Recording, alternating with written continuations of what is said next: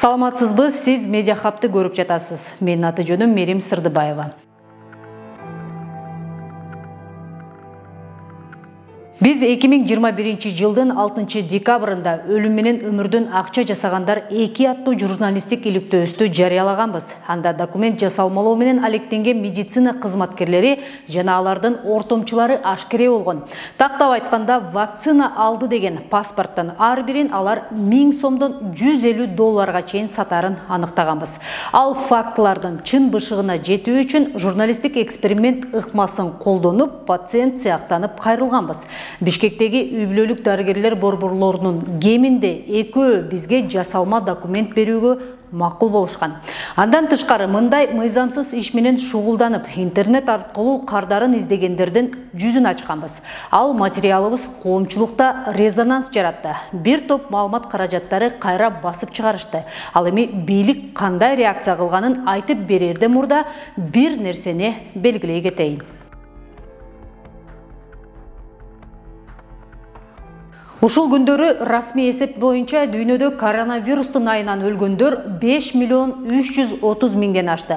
Анын 2800-ü Кыргызстанга туура келет. Бейрасмий мындан эселеп көп болушу мүмкүн. Адам өмүрүн кыйып аман калгандарга кесепетин тийгизгенден тышкары коронавирус дүйнө экономикасын дагы кыйратты. Анын кесепетин жоюу үчүн эбегейсиз каражат коротулууда.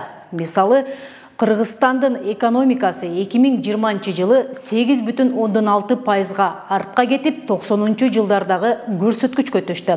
Ковидке каршы күрөш чыгымы азая элек. 2021 жылы эле бул үчүн 3 миллиард сом коротулганын президент Садыр Жапаров октябрдагы пресс-конференциясында билдирди. Жугуштуу илдет тарагандан тартып эле дүйнө анын шыпаасын, вакцинаны табууга жан өрөдү. Анткени вакцина гана бул илдетти ооздуктай алары барына белгилүү болуп калган. Вакцинанын айрымдары Кыргызстанга гуманитардык жардам иретинде келсе, айрымдарын сатып алышты. Президенттин айтымында 3 миллиард сомдун жарымынан көбүнө вакцина сатылып алынган. Биздин иликтөө ошол вакциналар максатына жетпей, мамлекет акчасы куромжуга учурап атканын көрсөттү. Аэропорттон көрөскү. Анан менин мындай текшерип мени билмеп калган. Элин баары ушул жазып кетчү. Ошондо получается, могу вакцина эсептелинди да, он как результатын жасамаса да мынча вакцина кетти деп турат. Ооба, сизге салган вакцинаны сизге салыш керек болчу. А сиз уже вакцинасы? Ооба, уже всё. Ошентип өлүм өмүр маселесинен өз капчыгын кампайтып, мамлекеттикин бөксөрткөндөр тууралуу фактыларды көзгө сайып көрсөтүп бергенде гана саламаттыкты сактоо министрлиги ойгонду көрүнөт. Иликтөө чыккандын эртеси 7 декабрда министрликте комиссия түзүлдү. 3 күндүк кызматтык териштирүү иликтөөдө айтылган фактылардын бардыгын тастыктады. 10 декабрда вакцина паспорттарын жасап саткан мекемелердин жетекчилерин жана бир медайымдын кызматтан алышканын кабарлашты. Ошентип бир күндө 4 жетекчи, 2 медайым жумуштан кетти. Бир караганда бул чоң жыйынтык сыяктанат. Бирок андай эмес. Министрлик эмне кылды? Эч нерсе. Министрлик болгону биз журналисттер көрсөтүп берген фактыларды моюнга алып, медициналык мекемелерди текшерди, атты кылып, ал мекемелердин жетекчилери менен медайымдарын жумуштан алганын кабарлады. Башка маалымат жок. Эгерде чынында эле иш жүрсө, эмнеге бүгүнкү күнгө чейин ушул мыйзам бузуу фактылары аныкталган мекемелерде канча жасалма сертификаттар берилгени тууралуу маалымат жок? Эмнеге ушул күнгө чейин жасалма жол менен сатылып алынган сертификаттар жок кылынган жок? Эмнеге ушул күнгө чейин канча сертификат жок кылынары белгисиз. Дагы бир бизди тынчсыздандырганы министрликтин текшерүүсү биз барган медициналык мекемелер менен гана чектелгени. Вакцина алды деген паспорттар өлкө аймагындагы вакцина саюуга уруксат берилген мекемелердин баарында эле ээн эркин сатылып жатканы тууралуу маалыматтар элде бар дагы, бирок саламаттыкты сактоо министрлигинде жокпу? Тилекке каршы журналисттердин колу бардык медициналык мекемелерге жете бербейт. Бирок кайсынысына барба коррупция бар экенин көрсөтүп бердик да.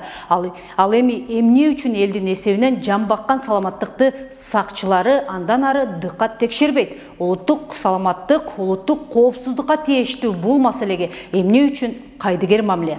Саламаттыкты сактоо министрлигинин коррупцияга каршы күрөшөт деген жооптуу кызматкери Махабат Асанкулова аларга кыска мөөнөт берилгенин айтып, 2 күндө 2 поликлиниканы текшерип гана үлгүргөнүн билдирди. Текшерүү жыйынтыгында да кандай мыйзам бузуулар аныкталды ушу вакцина сатканда, кайсы фактылар, канча вакцина жасалма жол менен жасалганы аныкталды. Ошону санадыңыздарбы?